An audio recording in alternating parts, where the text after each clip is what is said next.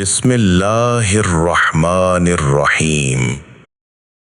حضرت ابو ہریرہ رضی اللہ عنہ سے روایت ہے کہ رسول اللہ صلی اللہ علیہ وسلم نے فرمایا، یقیناً تم میں سے کوئی جب کھڑا ہو کر نماز پڑھنے لگتا ہے تو اس کے پاس شیطان آ کر نماز کے معاملے کو اس پر خلط ملط کر دیتا اور بھلا دیتا ہے، یہاں تک کہ اسے یہ بھی یاد نہیں ہوتا کہ اس نے کتنی نماز پڑھ لی ہے۔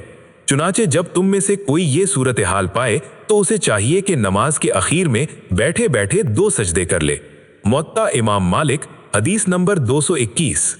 حضرت ابو ہریرہ رضی اللہ عنہ سے روایت ہے کہ رسول اللہ صلی اللہ علیہ وسلم نے فرمایا، جس شخص نے جمعے کے دن غسل جنابت جیسا غسل کیا، پھر وہ پہلی گھڑی میں مسجد کی طرف گیا تو گویا اس نے ایک اونٹ قرب الہی حاصل کرنے کے لیے صدقہ کیا، اور جو دوسری گھڑی میں گیا تو اس نے گویا ایک گائے قرب الہی کے لیے صدقہ کی، اور جو تیسری گھڑی میں گیا تو اس نے گویا سینگوں والا مینڈھا قرب الہی کی خاطر صدقہ کیا، اور جو چوتھی گھڑی میں گیا تو گویا اس نے ایک مرغ قرب الہی پانے کے لیے صدقہ کیا، اور جو 5ویں گھڑی میں گیا تو گویا اس نے ایک انڈا تقرب الہی کے لیے صدقہ کیا۔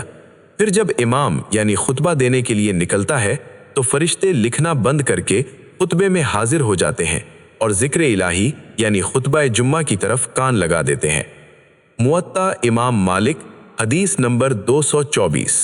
حضرت ابو ہریرہ رضی اللہ عنہ فرمایا کرتے تھے کہ جمعے کے دن کا غسل جنابت کے غسل کی طرح کرنا ہر بالغ شخص پر واجب ہے۔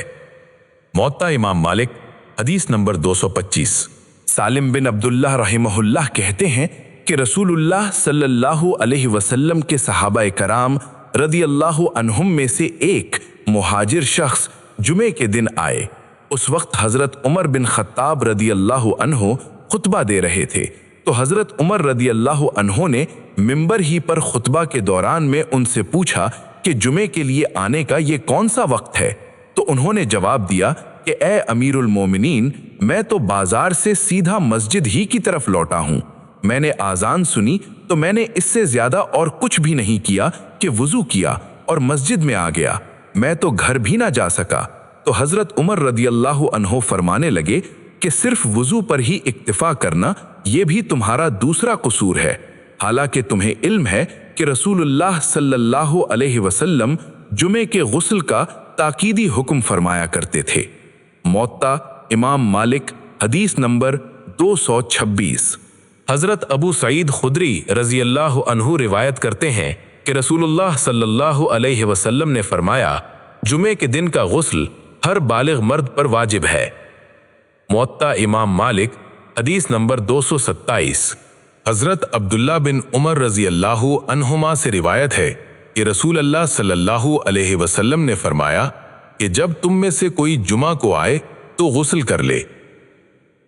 موطا امام مالک، حدیث نمبر 228۔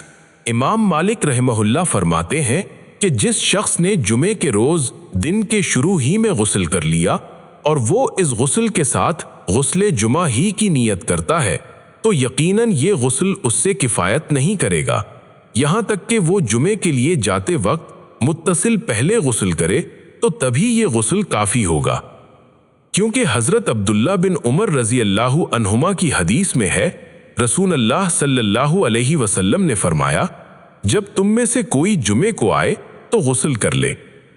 موطا امام مالک، حدیث نمبر 228۔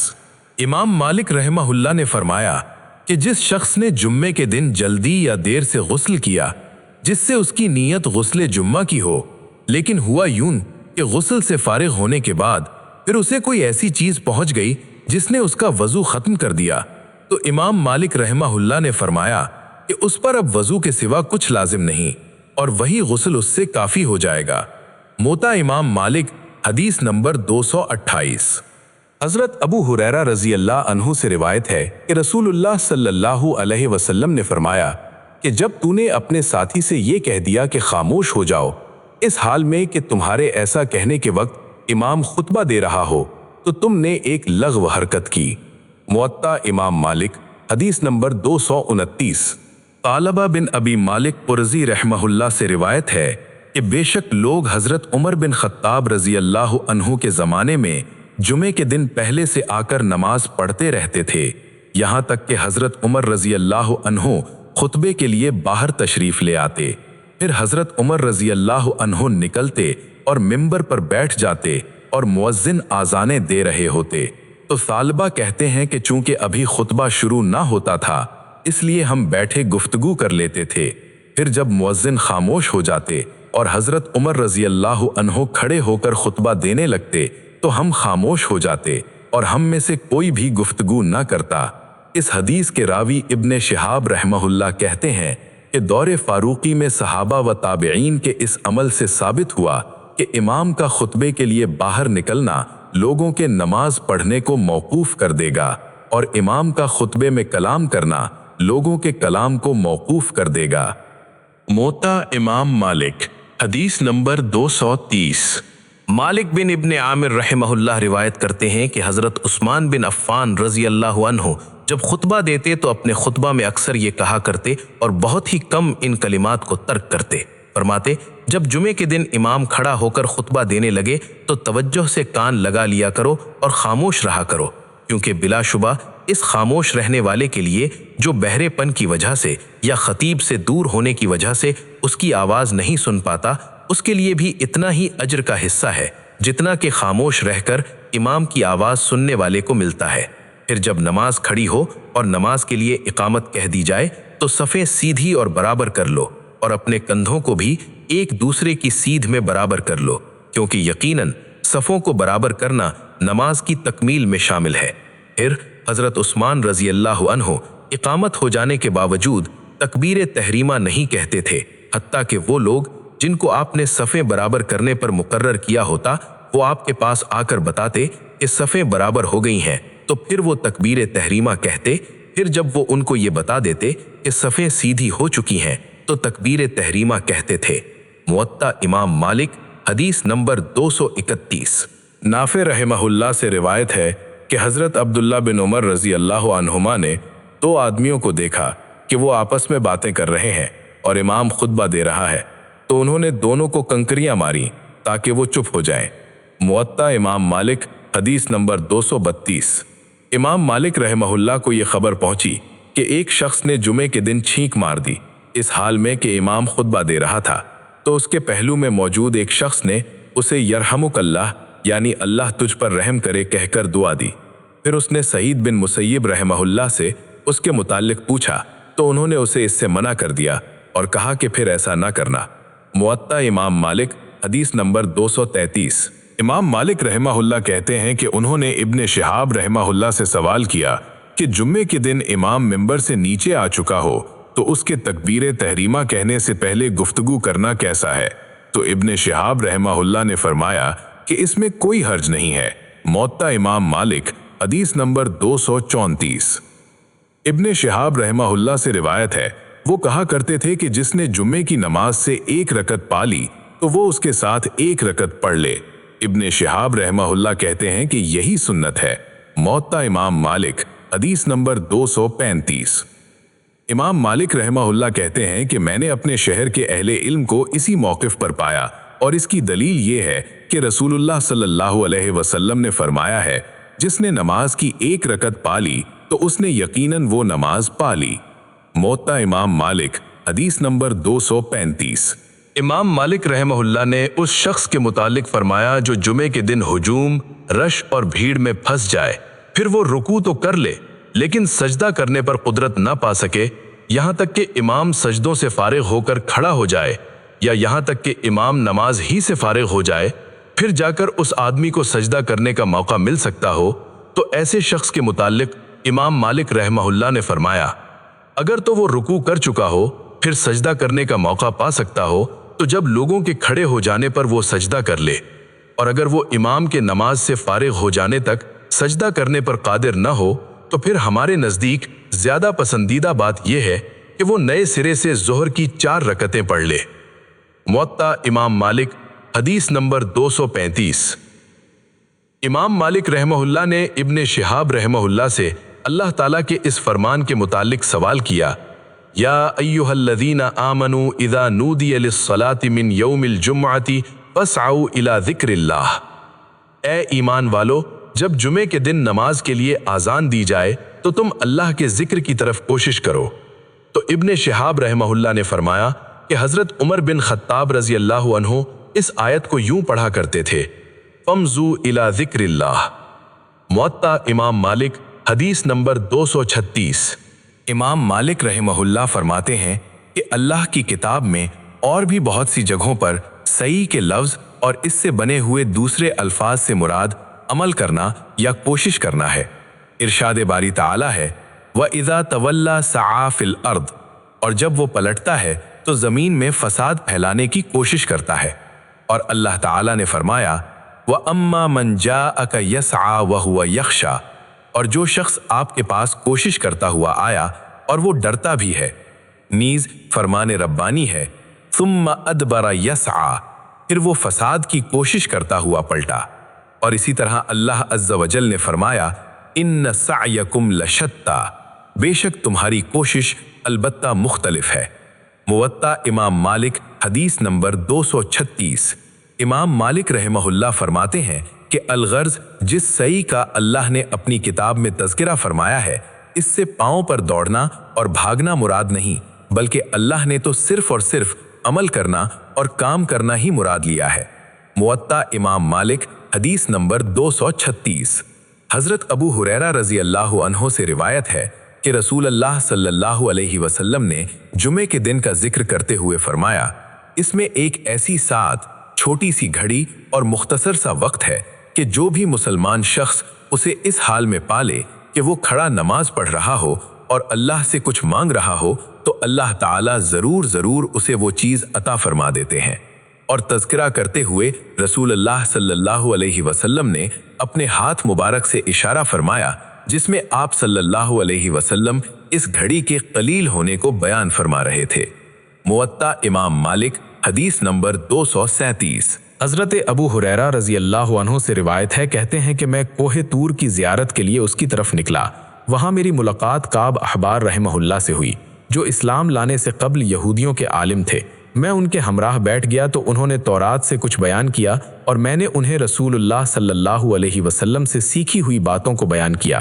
تو میں نے جو کچھ انہیں بیان کیا ان میں سے ایک یہ بات بھی تھی کہ رسول اللہ صلی اللہ علیہ وسلم نے فرمایا، سب سے بہتر دن جس پر سورج طلوع ہوتا ہے جمعہ کا دن ہے۔ زمانہ ماضی میں بھی تاریخی دن تھا، کیونکہ اسی میں تمام انسانوں کے باپ آدم علیہ السلام کو پیدا کیا گیا، اسی میں ان کو جنت سے زمین کی طرف اتارا گیا اور زمین کو آباد کیا گیا، اسی میں ان کی توبہ قبول کی گئی اور اسی دن وہ فوت ہوئے، اور مستقبل میں بھی یہ تاریخی دن ہوگا، کیونکہ اسی میں قیامت قائم ہوگی، اور جو کوئی بھی جاندار ہے وہ ضرور جمعہ کے دن صبح صادق یعنی آذان فجر سے لے کر طلوع آفتاب تک قیامت کے خوف سے کان لگائے ہوئے گویا کچھ سننے کی کوشش کر رہا ہوتا ہے، سوائے جنوں اور انسانوں کے کہ یہ اس وقت بھی غافل ہی رہتے ہیں۔ اس جمعہ کے دن میں ایک ایسی گھڑی آتی ہے کہ جو بھی مسلمان بندہ اس حال کی موافقت کر کے اس کو پالے کہ وہ نماز پڑھ رہا ہو تو وہ اللہ سے کوئی چیز اس گھڑی میں مانگ لے تو وہ ضرور اسے وہ چیز عطا فرما دیتا ہے۔ کعب احبار رحمہ اللہ نے کہا کہ یہ گھڑی پورے سال میں صرف ایک دن ہی میں آتی ہے۔ حضرت ابو ہریرہ رضی اللہ عنہ کہتے ہیں کہ میں نے کہا کہ نہیں، بلکہ یہ ہر جمعہ کے دن میں آتی ہے۔ یہ سن کر کعب رضی اللہ عنہ تورات پڑھنے لگے تاکہ اس سے کسی بات کی تصدیق ہو۔ پھر کہنے لگے کہ رسول اللہ صلی اللہ علیہ وسلم نے سچ ہی فرمایا ہے، تورات میں بھی یہی ہے، مجھے غلطی لگی تھی۔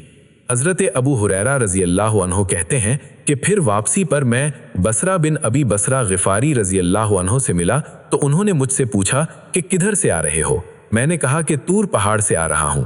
تو وہ کہنے لگے کہ اگر تمہارے اس طرف جانے سے پہلے میں تمہیں پا لیتا اور ہماری ملاقات ہو جاتی تو تم ادھر نہ جاتے، کیونکہ میں نے رسول اللہ صلی اللہ علیہ وسلم کو یہ فرماتے ہوئے سنا تھا، سواری کو کسی جگہ کو متبرک سمجھ کر اس کی طرف سفر کرنے کے لیے تیار نہ کیا جائے سوائے 3 مساجد کے، مسجد حرام، بیت اللہ والی مسجد، میری یہ مسجد، مسجد نبوی اور مسجد ایلیا جسے مسجد اقصی کہتے ہیں، یا بیت المقدس کی طرف۔ یہ راوی کو شک ہے کہ مسجد ایلیا اور بیت المقدس میں سے کون سا لفظ مسجد اقصی کے لیے بولا تھا۔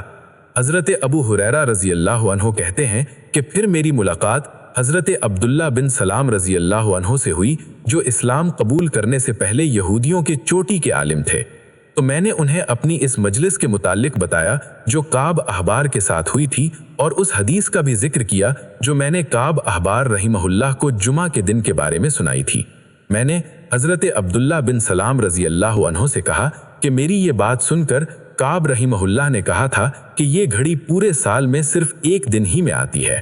تو یہ سنتے ہی حضرت عبداللہ بن سلام رضی اللہ عنہ فرمانے لگے کہ کعب رحمہ اللہ نے جھوٹ کہا۔ میں نے عرض کیا کہ پھر کعب رحمہ اللہ نے تورات کی قرات کی تو کہنے لگے کہ سال میں صرف ایک بار نہیں بلکہ واقعی یہ ہر جمعہ کے دن میں آتی ہے۔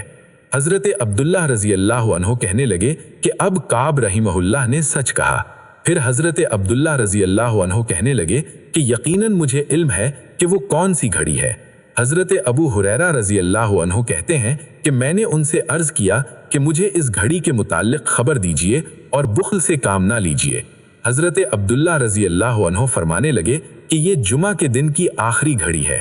تو حضرت ابو ہریرہ رضی اللہ عنہ نے کہا کہ یہ جمعہ کے دن کی آخری گھڑی کیسے ہو سکتی ہے، حالانکہ رسول اللہ صلی اللہ علیہ وسلم فرما چکے ہیں جو کوئی مسلمان بندہ اس حال میں اس گھڑی کی موافقت کر کے کہ وہ نماز پڑھ رہا ہو، اور یہ آپ کی بیان کردہ گھڑی تو ایسی ہے جس میں نماز نہیں پڑھی جاتی۔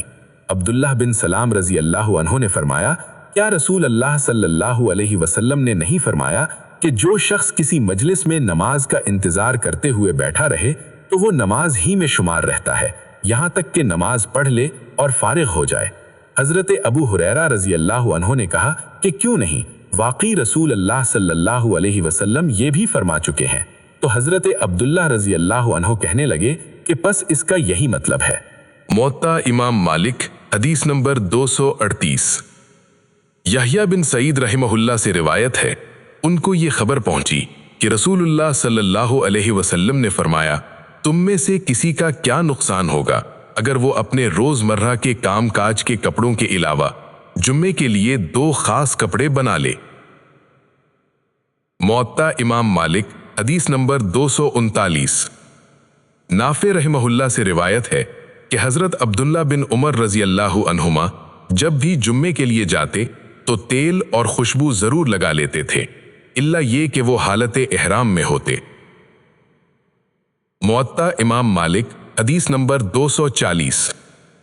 حضرت ابو ہریرہ رضی اللہ عنہ سے روایت ہے، وہ کہا کرتے تھے کہ تم میں سے کسی کا ہر جگہ پر نماز پڑھنا اس سے بہتر ہے کہ وہ گھر میں بیٹھا رہے، لیکن بعض افراد کی یہ صورتحال کہ وہ جمعے کے لیے جلدی نہیں آتے، حتیٰ کہ جب امام خطبہ دینا شروع کر دیتا ہے تو وہ پیچھے رہنے والا جمعے کے دن لوگوں کی گردنیں پھلانگتا ہوا چلا آتا ہے۔